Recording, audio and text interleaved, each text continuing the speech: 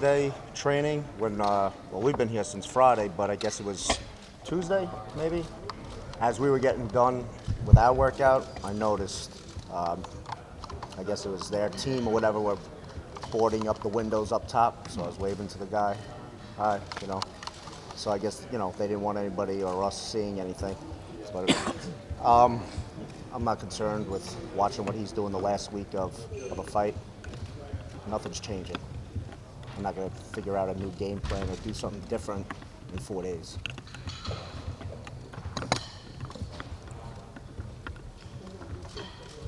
Tim, how does Chris win this fight? By being a master boxer. Chris will win by doing what he does every day in the gym. And just to be real clear, he's going to do the same thing he's done the last 40 times.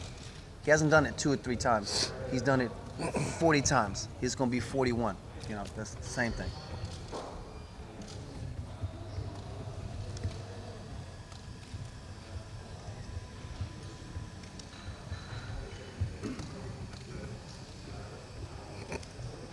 You guys had a lot more questions during the week.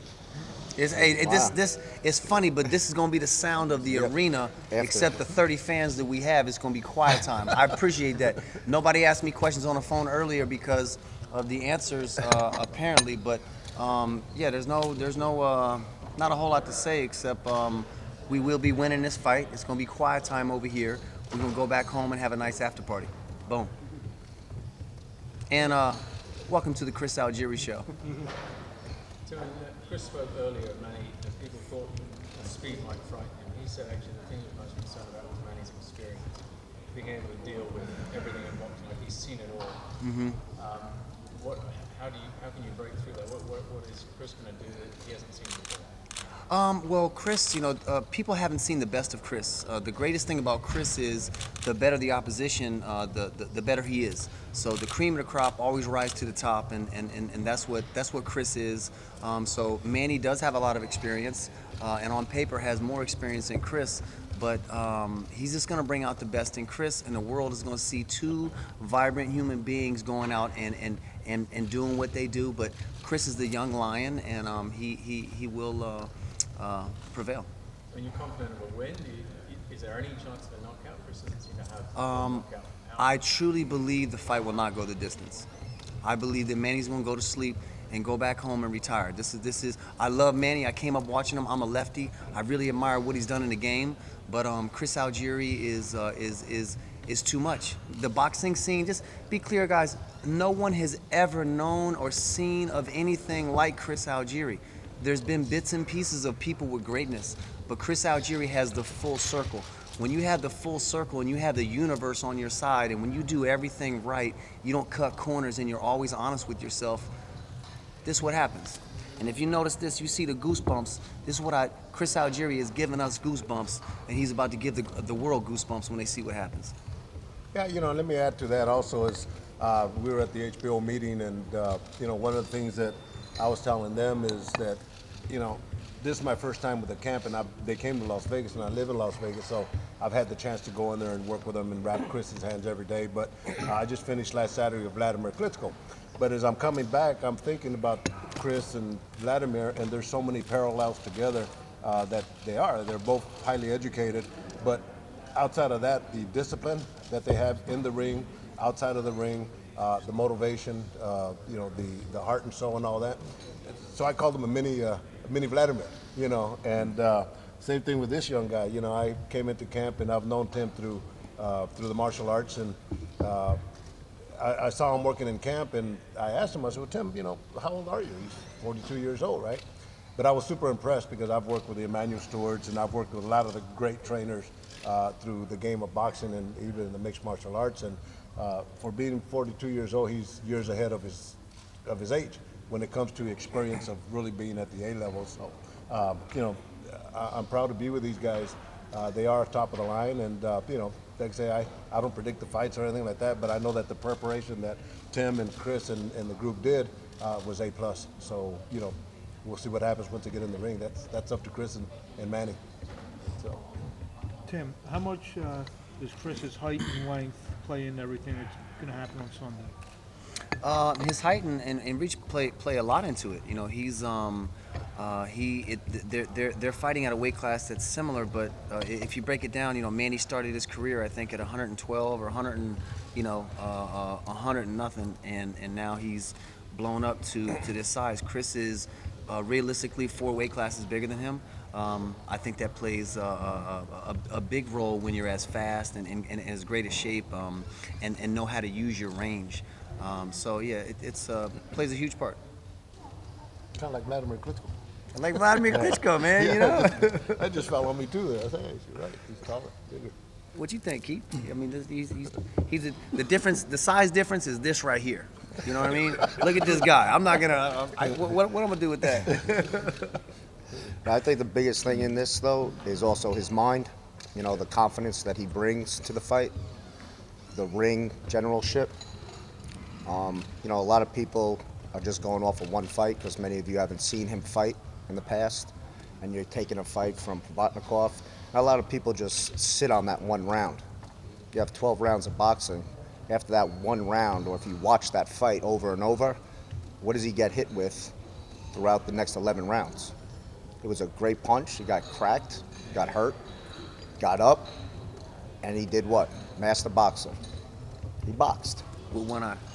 You know, the crowd, they want to see somebody get killed. I mean, bottom line, they want to see a knockout. They want to see somebody get hurt. They want to. When he went down, I'm sure, you know, that was like, yes, you know, the next round, hopefully he gets him out of there. But he's a boxer, you know, and he outboxed Provatnikov that whole fight. This fight, if that's what they're working off of, because he got dropped in the first round, good. Chris is a different fighter every fight. He doesn't fight the same. He's a different fighter every fight. And there's going to be things that are going to surprise all of you. Tim, is there any other bigger fight than this fight for Chris? I don't know. This is Doesn't matter. It doesn't matter. This is what we have on our plate, and we only eat the food on our plate. We don't talk about food that we don't have right now. And I took 4 protein bars and 2 bananas from over there, and I ain't worried about nothing. I got my snacks for later. Got mine right here, man. Tim, you talked about having to keep Chris from being too aggressive in the ring and wanting us to go toe-to-toe. Mm-hmm. Any chance of him being lulled into that kind of fight? Not a possibility. Not a possibility. Our whole thing that Kieth and myself spoke to Chris about in January when the fight was booked for Emmanuel Taylor. We said, look, you've been fighting and you've been beating people up the last 37 fights, so we know you know how to beat people up. Now we have an opportunity to take over the game this year. We're gonna go from 0 to 100. We didn't know exactly how it was gonna happen, but we said, you need to be the best that you can be in the game of boxing, the art of boxing, and you need to be a master boxer. Before we went out to that fight, we had a great camp in Las Vegas for that fight, but before we went out there, I said to Chris, Chris, we're not fighting tonight. We're gonna go out there and we're gonna box, right? And he looked at me and said, yeah, Tim, we I'm a box. And he went out there with Emmanuel Taylor in a ring about the size of this table, and he boxed his shoes off against a former Olympian who Chris wasn't supposed to be. You know, he wasn't even supposed to be in a ring with him. You're not supposed to even have their name together. And he shut him down 10-0. So that's been the most difficult part about his career, to get him to box. But now that he moves well, he knows how to fight. So he's sticking and moving, and his boxing. This fight could not have come at a better time in his career. So yeah, man, he's ready to be a master boxer. Yeah.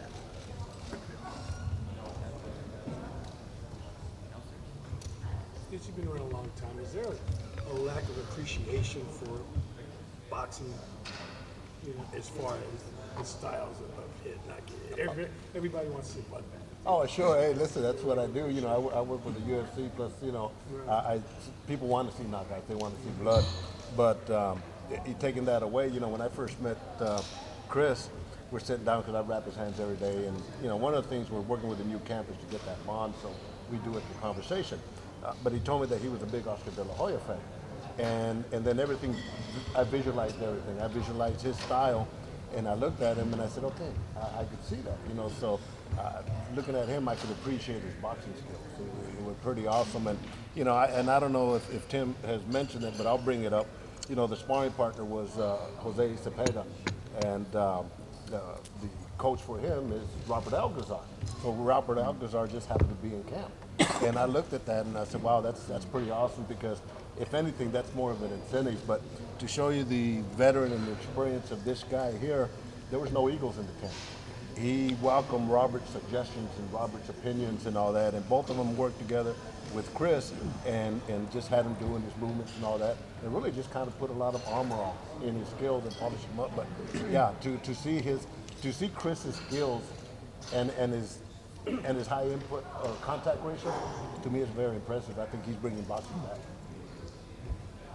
It's a new era. You just mentioned you don't see the fight going the distance.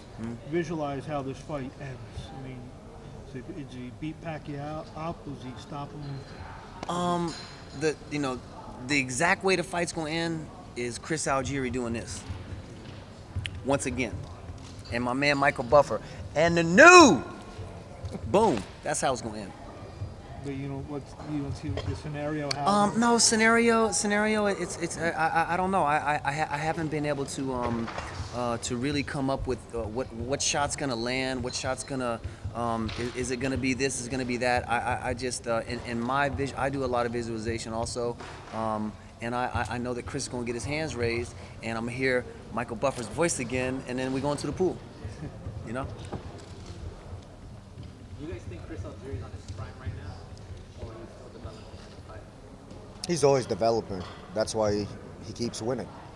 You know, he is in his prime, but a lot of guys sometimes get a little bit, I don't know, complacent. They just want, you know, they've won. They don't want to learn anymore. They don't want to learn new things, listen to new people, whatever it is. Chris every day is looking to learn and get better and better and better. And after he beats Manny, whoever he fights next, he's going to be better than this fight.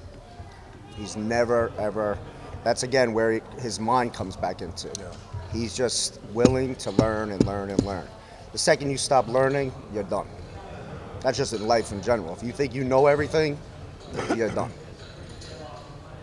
If you're asking physically, he is. I believe in his prime. He's stronger than he's ever been.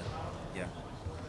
Yeah, I remember the first time I'm in camp and he took his shirt off. I looked at his back and I go, I said, you know, you got the body, you got the body of a swimmer, right? And he said, well, I used to swim competitively, but he has that type of physique. I looked at it right off the bat. You know, his shoulders are this wide, and he just kind of comes down into the pyramid. And we know the pyramid always carries a lot of energy, right? You know, so I looked at that and I was quite impressed on him. And getting to that point, I think mentally, he's definitely at the A level. You know, and I think he's like a sponge. He still knows that he has to absorb more to get to where he has to go. Impressive kid. I'm very, very impressed with him. What have you guys done the last few days with him? Last few days, Yeah. hung out at the pool, ate, hang out. A little running? No, yesterday he didn't do anything, just relaxed. Yesterday, relaxed. Today, make weight, basically, a little bit of weight that he's got to lose later on, and he's just in a great place right now. Body's just nice and relaxed and ready to go. He'll come into the ring around what way? I would say about 58, 57, somewhere around there maybe. Do you normally take that day off like you did yesterday? Is that Yeah. part of your routine? Day off? Always. Always. He'll do a massage the day, last workout, massage on a Wednesday, and then take off completely, let that body heal. We have then- calendars last 3 years, and we do the same thing. Break it down. I guess on the same lines, that the extra 4 pounds, anything different? You know, do you have extra 4 pounds to work with? It's great. Easier. I wish it was at 47, what the weight class is, not a catch weight. You know, That's should have been at 47. Yeah, I'm not sure why that happened, but I think that happened because they didn't want Chris to be, you know, Too big. 160 pounds. You know what I mean? So, yeah. Exactly. Yeah. And it's So a whatever. catch. You know, why are you having a catch weight? It's a world title. You know, it's 147 on the dot. If you want to weigh 144, be my guest. But the weight class is 147. Hey, if I had to fight him, I would make his ass lose as much weight as possible. And this I'm is- coming this- down, by this- the way. I'm this- coming down. I'm telling him. I'm coming Hey, down. this is the size difference right here. He needs to come down and meet me somewhere. Does the early start play into anything when fighting in the morning? Do you have to adjust anything? Yeah, it's perfect. Chris Algieri is a morning person anyway. All He of our hates fighting sparring- late.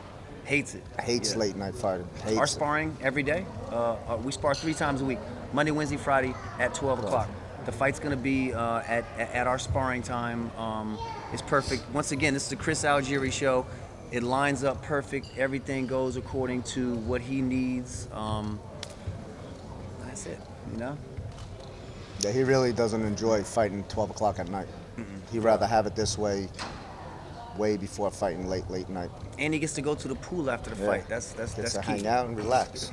That's key. Tim, you call Chris confident. Freddie Roach calls him cocky. He seems, Freddie Roach seems to be getting quite worked up at this stage. With a few comments. What do you read into it? I read into it because he knows what's going to happen to one of his favorite fighters ever. And honestly, if I was in his shoes, I would be doing the same thing. You know, I would call Chris this and call Chris that. But either if anyone who knows Chris loves Chris and knows he's a great person. If you say something bad about Chris, it's only because either he's fighting somebody that you have, or you're trying to get under his skin. But you know, Freddie knows what this fight is and where Chris is coming from, and I would be barking like he is too. I think he's still a little bitter from him beating Provatnikov, to be honest with you. That's still stuck You on see him. he has some kind of advantage to having trained the fighter and having seen Chris up close for 12 rounds. He knows Chris pretty well. You see that there's a big advantage there of having. This is now his second fight in the against him. No way. This Chris not the same guy. That was Chris in my scale. That was Chris 2 levels ago. Chris is at a 7 on my level of 1 to 10. He fought Provatnikov at a 5. Now he's at a 7. He's still got a couple more notches to go to be the best that I believe he can be. But he's where he needs to be right now. So he's a different fighter than what you saw that night. How important is it for Chris to establish his jab early, and what's he going to do about Manny's hand speed? Well, it's very important to get that jab working, but it's also his feet, you know, just making slight little movements. You know, you don't need to make tremendous, huge movements and run all over the ring. An inch here, an inch there makes all the difference. But he's got to, I mean, it's not brains, you know, it's not rocket science here. I mean, you got a guy 5'11" basically against a guy 5'6". That jab is going to be important all night long. And he knows it. And they know it. And it's got to be out there. It's going to be out there. But his feet are going to be just as important. Who that's got a similar style to Manny to get Chris's timing off for that kind of thing? Maybe how do you can? They had brought in Zab Judah, and then what's the other kid? Jose Zepeda. Jose Zepeda. 21-0, 18 knockouts, young kid, up and coming kid. So, and who else used him? Bradley. Bradley had used the kid for his 2 fights. So, you know, it's hard to get anybody to beat Manny, but you know, you do the best you can. I had 3 other young kids that I also that I brought into camp, undefeated lefties. And the way I would do it is because I don't have anybody quite as fast as Manny. I'd have them going for 2 rounds. So our last day of sparring He always has was fresh people. everybody 2 rounds. So 2. Give me the best you got. Give me the best you got. Give me the best you got. And Chris, when I say he didn't lose 1 minute of that sparring session, I mean he didn't lose 1 minute of that sparring session. 12 rounds of 5 fresh guys, 2 rounds a clip, and won every round. So, yeah, we're prepared. You guys have made no bones about how important the movement is. And in recent history, Pacquiao's had a history of cramping up with his legs. Have you guys thought about that? Doesn't matter. I hope his legs don't cramp. I hope his legs are on fire to be a better fight for us. But if his legs do cramp, we'll be going to the pool a little bit earlier than expected.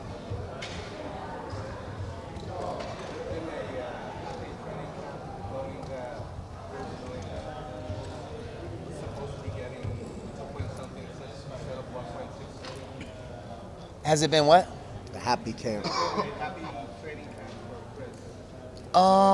You know what? At first, it was it's very hard to swallow, but I did some qigong in the park, and I took some long walks.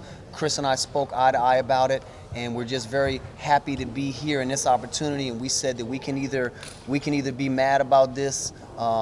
And fuss about this and try to get more money, or we can take advantage of the opportunity. And the money situation is what it is. We need to win this fight and be at another level in his career and be able to negotiate better next time. But that didn't play anything. It only took it took Chris about a day and a half, and it took me about a week and a half. Seeing a psychologist and things like that to get my mind right, and now then we're good. Should have came to me, I would have slapped it out of you. We're here, you know what I mean? So we're here. And having a good time. How do you manage to have Chris maintain his focus among all the media circus? It seems like it's never wavered once. Have you seen any moment where he's thought to himself or said out loud, wow, I can't believe I'm here, I can't believe I'm facing this? Not at all. He's Chris, always visioned himself here. This is what he's always asked for, always wanted to be. He Chris embraces Algieri all this. He really does. You don't want to be bothered all that much the last 2 days before you fight, but otherwise, he embraces this. He enjoys this stuff. And he always, like I said, he's always seen himself here. This is where he belongs. You shut it down pretty good after the final press conference, right? Nah. Nope. Yeah, things have been a lot slower now. So week started off a lot, and then now it's Definitely calmed down. Especially yesterday. We didn't do anything yesterday. yeah. He didn't have anything. He had a whole day, basically. We were at the pool. Nobody bothered us at the pool. Nobody. Yeah, it was nice. yesterday was fun. Sumyo. Tim, tell us a little bit more about your own kickboxing career. About my kickboxing career? Well, I kickboxed. I was professional for 12 years. I achieved my goal of being world champion. Along with, I had Kieth come in a little bit later in my career. I achieved all my goals, and I got to have 17. I had 18 fights. I was 17-1, 14 knockouts. 9 of those knockouts being to the liver. So I love to snatch bodies up. But now that I'm done, it's Chris's job, and I've been very satisfied watching him win. So. I mean, Chris is obviously your protege. Do you see any sort of parallels between him now and maybe you in the past when you were in a similar